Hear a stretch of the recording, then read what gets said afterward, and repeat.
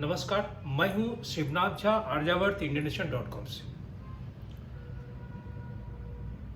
मिथिला में रहने वाले जितने लोग हैं, खास करके जो दरभंगा में हैं, मधुबनी में रहते हैं, जिनका दरभंगा राज से संबंध नहीं बोलूंगा, लेकिन जो दरभंगा राज की गरिमा से ताल्लुक रखते हैं,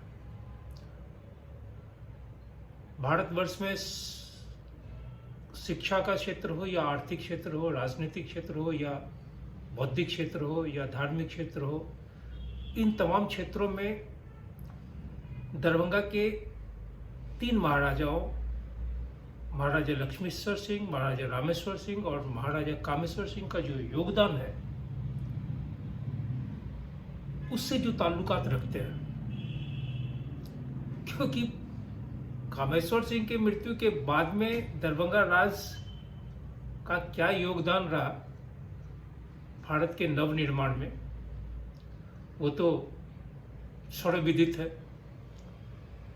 लोग नाम भी नहीं जानते हैं कि महाराजा की मृत्यु के बाद में दरभंगा राज में कौन महानुभाव हैं। लेकिन विगत दिनों एक विषय पे बहुत ज़्यादा चर्चा सुन रहा हूं, पढ़ रहा हूं, और उसमें दिल्ली के एक मंत्री का आना जाना भी देख रहा हूं स्थानीय नेताओं के साथ। मैं समझता हूं कि अगर बेहतर के लिए लोग सोच रहे हैं कि ऐसा होना चाहिए, तो बहुत ही शुभ संकेत है। इससे बेहतरीन और हो नहीं सकता है। लेकिन अगर किन्हीं के मन में थोड़ा सा भी छल प्रपंच है, जो ये सोचते हैं कि मंदिर के नाम पे या पर्यटन के नाम पे राजनगर, मधुबनी का राजनगर का वो क्षेत्र पे जिनकी निगाहें आके टिक गई है, मनसा कुछ और हो, कर कुछ और रहे हैं, तो ये शुभ संकेत नहीं है। इसका वजह मैं इसलिए कह रहा हूं कि राजनगर महाराजा कामेश्वर सिंह की मृत्यु आज से 59 साल पहले हुई, और महाराजा रामेश्वर सिंह राजनगर को बनाए थे। राजनगर बनने के बाद जब महाराजा रामेश्वर सिंह की मृत्यु हुई, तो उनके पुत्र महाराजा कामेश्वर सिंह गद्दी पे बैठे, और समय के साथ साथ राजनगर अपने अनुज राजा बहादुर विशेश्वर सिंह को दिए। विशेश्वर सिंह साहब की मृत्यु महाराजा कामेश्वर सिंह की मृत्यु से पहले हो गई। अगर 59 साल महाराजा कामेश्वर सिंह की मृत्यु की है, तो 5 साल और। इस बीच अनेकानेक जो प्राकृतिक विपदाएं आई, उससे पहले भी जो प्राकृतिक विपदाएं आई थी, तो एवं क्रमेण राजनगर का जो वह ऐतिहासिक किला, ऐतिहासिक भवन, वो जीर्णावस्था में चला गया, टूट गया। टूटने लगा, मिट्टी में मिलने लगा। वहाँ पे बहुत सारे मंदिर हैं। उसमें एक मंदिर है कामाख्या का, जो महाराजा रामेश्वर सिंह साहब ने ही स्थापित किया था। वो बहुत ही सिद्ध पुरुष थे, और मैं यह बात इसलिए कर रहा हूँ कि मेरे पिताजी का कामाख्या के साथ बहुत ही गहरा संबंध है। मेरे पिताजी का बनारस के मणिकर्णिका के साथ बहुत ही घनिष्ठ संबंध है।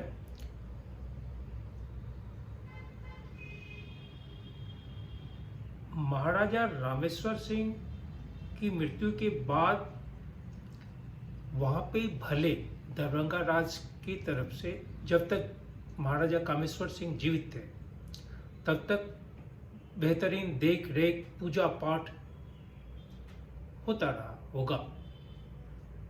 परंतु महाराजा कामेश्वर सिंह की मृत्यु के बाद विगत 59 सालों में वहां मंदिरों में, खास करके जो कामाख्या के मंदिर हैं या दुर्गा के मंदिर हैं या और जितने भी मंदिर हैं, उसमें जितनी उत्कर्षता के साथ पहले पूजा होती थी, अर्चना होती थी, वो इन 60 वर्षों में शायद नहीं हुई होगी। भगवान उपेक्षित हो गए, ये सत्य है। किसी भी धार्मिक स्थल पे जाने से प्रवेश के साथ ही अगर आपके रोंगटे खड़े नहीं हुए, आप किसी भी मंदिर में, जो उग्र मंदिर है, आप उस मंदिर के प्रवेश द्वार पे खड़े हो जाए, आप जाने के लिए मन में इच्छा जागृत करें, आपके रोंगटे खड़े हो जाएंगे। शक्ति ये होती है ईश्वर के साथ जो तालमेल। मुझे राजनगर में वो शक्ति नहीं मिला, देख के तकलीफ हुई। अब लोग दरभंगा के वर्तमान जो रामबाग परिसर में लोग रहते हैं, उन लोगों ने कुछ मुहिम चला रहे हैं कि राजनगर में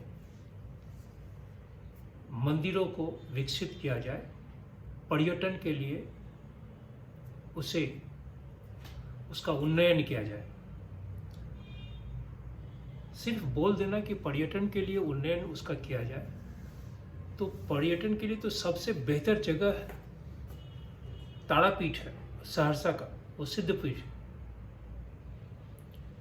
उसमें भी महाराजा का योगदान है, महारानी का। वहां के लोग भी पूजा अर्चना बहुत विश्वास रखते हैं। लेकिन सवाल यह है कि आप अगर उस चीज को वहां पे पर्यटन की दृष्टि से बनाएंगे, तो क्या मंदिर में पूजा करने के लिए लोग वहां पर्यटन के लिए जाएंगे? आधा जो हिस्सा है उसमें सैन्य पुलिस है, एक तरफ कॉलेज है, शेष जो मुख्य भवन या जितने भी इमारतें हैं वो सब नेस्तो नाबूद है।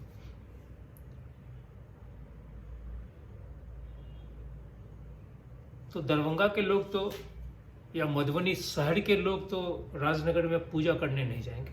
तो राजनगर में तो जो लोग जाएंगे वो जो राजनगर के आसपास रहते हैं। बहुत चीज हो सकता है विकास।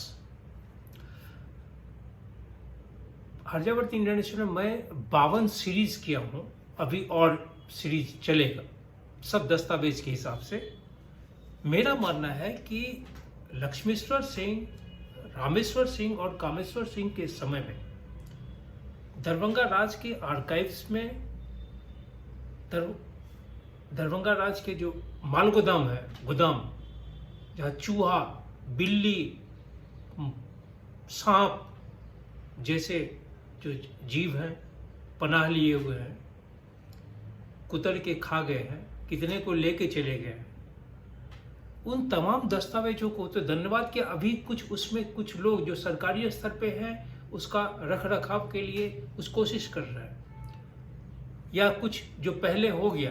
लेकिन सवाल यह है कि अगर उन तमाम दस्तावेजों पे अगर शोध, संस्थागत तरीके से शोध किया जाए, आर्थिक क्षेत्र में आप उम्मीद नहीं कर सकते हैं कि आज से 100 साल 200 साल पहले उन्होंने जो लिखा था, जो उस समय के प्रकाशित रिपोर्ट्स है, उसके बेसिस पे, उसके आधार पे अगर आज भी शोध किया जाए, चाहे वो कृषि का क्षेत्र हो, धर्म का क्षेत्र हो, शिक्षा का क्षेत्र हो, कोई भी क्षेत्र हो, तो आने वाली 10 पीढ़ियां या उसके बाद भी उस क्षेत्र के जो भी शोधकर्ता होंगे, जो भी छात्र छात्राएं होंगी, वो एक लैंडमार्क, जो बोलता है लैंडमार्क, वो कोट करेंगे कि ये चीज़ आज नहीं, ये चीज़ 200 साल पहले से है, 200 साल पहले किसी ने लिखा है। लेकिन सवाल ये है कि इसको देखेगा कौन? अखन जे सरकार छथिन उनका अगर चारों दिस से खाली चापलूस, चाटुकार, जी हुजूर, सरकार, माई बाप, यही कहने वाले लोग उनको अच्छा लगता है। आप थोड़ा खस के बोल दीजिए कि नहीं सर ये गलत है। सर भी कभी कभी लगता है कि सर सुनने में भी गुस्सा आता है, जब तक सरकार नहीं बोलिएगा तो गुस्सा आता है। ऊंची आवाज की तो बात ही छोड़ दीजिए। अरे भाई, समय बहुत बदल गया है। अब चार दीवारी के बाहर की दुनिया बिल्कुल अलग है। एक रिक्शा चलाने वाला व्यक्ति, जूता में पॉलिश लगाने वाला व्यक्ति, मुझ जैसा दीनानाथ, जो आज से 30 साल पहले, 35 साल पहले उस अखबार में 75 से 88 तक काम किया था, मैं आज भी उस अखबार में, उस अखबार के संस्थापक के प्रति मेरे मन में आज भी श्रद्धा है। और हम आज भी चाहते हैं कि वो चीज बढ़े। लेकिन सवाल ये है कि कहीं आर्यावर्त इंडियन नेशन को जिस तरह मिट्टी में मिला दिया गया, उसके कर्मचारियों को मरने के लिए सड़क पे छोड़ दिया गया, उनकी विधवाओं को बिलखने के लिए छोड़ दिया गया, बाल बच्चों को सड़कों पे छोड़ दिया गया, उसके बाप, पिता, भाई, बहन, जो लोग कार्यरत थे उस संस्था में, उनके पैसे नहीं मिले। तो कहीं इसी तरह का कोई विचार राजनगर के साथ तो नहीं हो रहा है? वैसे सुनते हैं कल